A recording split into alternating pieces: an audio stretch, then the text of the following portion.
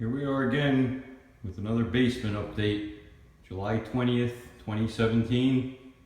I know it seems like things are progressing pretty slowly, but I'm going to get a little update here after everything has been taped, mudded, spackled, corner beaded.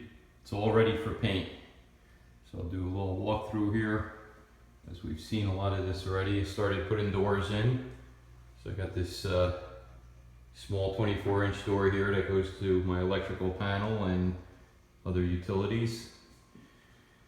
Coming around here to the home theater section. I covered everything up right now because I have the painter coming in tomorrow. But again, you can see everything is all taped up. Nice tight corner bead.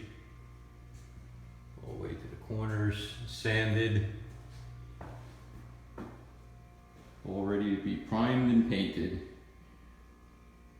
So this will be the home theater facing the movie screen on that wall. And once again, I got to give a shout out to Eddie Case of the Basement Finishing University. He's the basement finishing man on YouTube.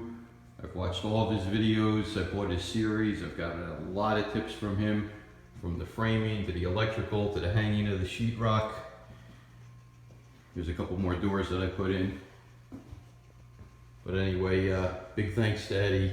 This project probably wouldn't have gone as smooth without a little bit of help from his education.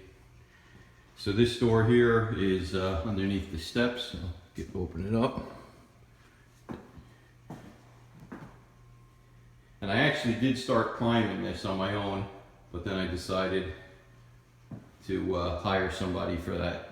As far as everything I've subbed out so far, I just mentioned that the painter is coming tomorrow and he is going to do that. Prior to that, I did sub out the muddying, spackling, and corner bead.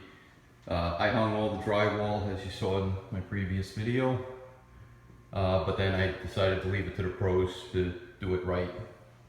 Get it sanded nice and everything, because that is certainly an art. But you can see I started getting some primer on before I decided to give it up to the painter. It's just, it would just take me too long. It's not that I can't paint, I certainly can, but a lot of the time that I spend working on this is when I get home from my day job at around 6:30 at night, and then manage to bang out about an hour or two. And that's fine when I was hanging studs or putting up a couple sheets of drywall, but painting, can't really do an hour at a time. I mean, once you commit to dirtying the brushes and the rollers and opening cans of paint, I mean, by the time I prep, get ready, clean up, there's not a lot of time to do that. You got to kind of commit a couple hours. I have one open doorway over here that I haven't hung a door yet. This is short because of the soffit here. If you look at the height, that's a normal sized door. And then you see this one has to be cut down. So I custom ordered it.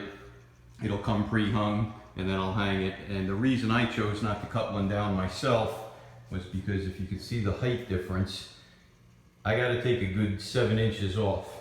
If I took 7 inches off the bottom, that would make the knob 7 inches lower, and it would be pretty uncomfortable to open the door. So what the custom guys are going to do for me is take about 3.5 inches off the top, 3.5 on the bottom. They'll put the knob higher so the knob height matches the rest of them, and it'll look more uniform to the rest of the doors, and it'll come pre-hung, and then I'll just have to shim it up and put it in there. On the other side of that door is my gym, which I have sealed off. Come over here to the other entrance of it where there is no door, it's just an opening, but I sealed it off with some plastic after I cleaned it up from all the sanding from the drywall. I didn't want it to get dirty again while I was vacuuming and cleaning everything up. So that's the latest update. I left all the trim off for now. It'll make it easy for the painter. This way he doesn't have to, you know, cut in on the trim and everything. You could roll right to the bottom of the walls. Then I'll get all the trim up around the doors, the baseboard molding, and when that's all done, he'll come back in and paint that for me too. And then the next decision is what kind of a floor am I going to put in.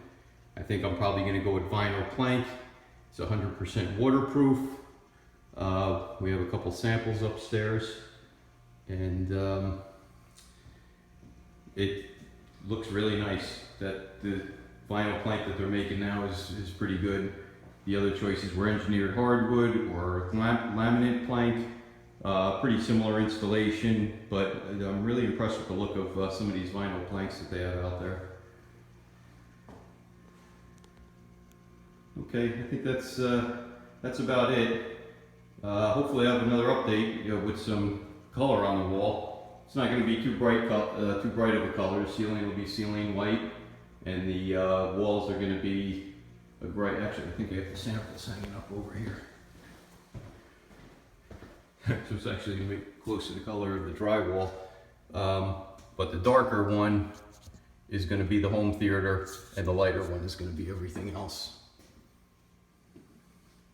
Take one last shot from the wide angle view over here. And I'll see you next time.